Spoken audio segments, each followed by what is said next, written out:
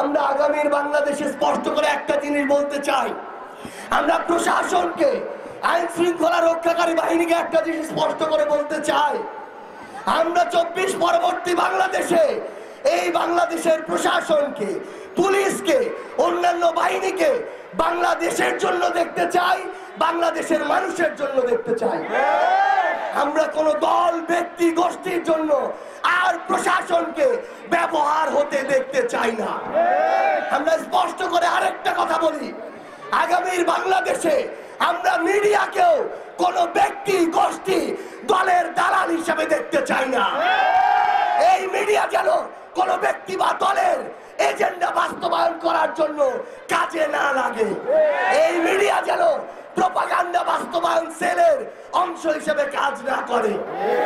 24-এর পূর্ববর্তী সময়ে কয়েকটি মিডিয়া অন্ধভাবে দলের দালালি করেছে। তাদের সংবাদ কর্মীরা আজকে তারা যে সেই চ্যানেলে কাজ করে সেটা বলতেও লজ্জা পায়। আমরা চাই না 24 পরবর্তী বাংলাদেশে কোন মিডিয়ার আর এই করুণ দশা হোক।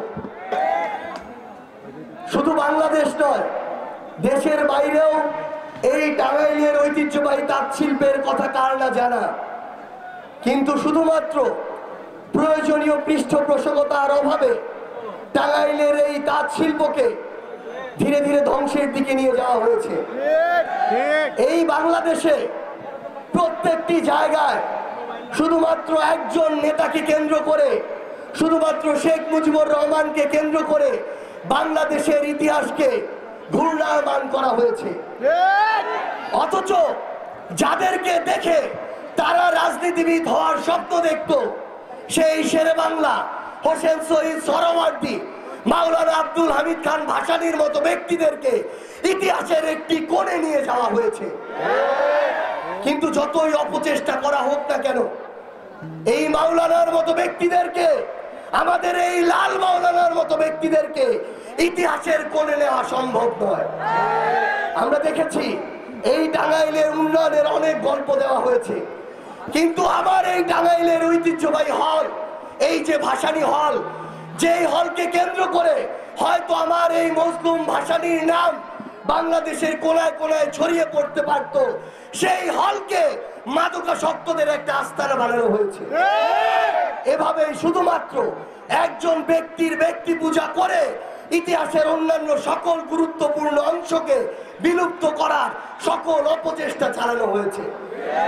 এই টাঙ্গাইলের একপাশে যমুনা, আমরা দেখেছি বিগত বছরগুলোতে বাংলাদেশের নির্দিষ্ট কিছু জেলা এবং অঞ্চলে হাজার হাজার কোটি টাকার বরাদ্দ গিয়েছে, কিন্তু এই যমুনা পাড়ের টাঙ্গাইলের মানুষের জন্য হাজার কোটি টাকার কোনো বরাদ্দ আসেনি। বরং যেটুকু এসেছে সেটুকুর অর্ধেকের বেশিও তাদের নেতা কর্মীরা লুটপাট করে খেয়েছে। আমার এই সংগ্রামী টাঙ্গাইলে আমরা আমাদের ভাই মারুফকে হারিয়েছি, কিন্তু এই টাঙ্গাইলে শহীদ মারুফ হত্যার যে বিচার, সেই বিচারের জন্য প্রশাসনের পক্ষ থেকে আসামি ধরার যে তৎপরতা, সেই তৎপরতা আমরা লক্ষ্য করিনি।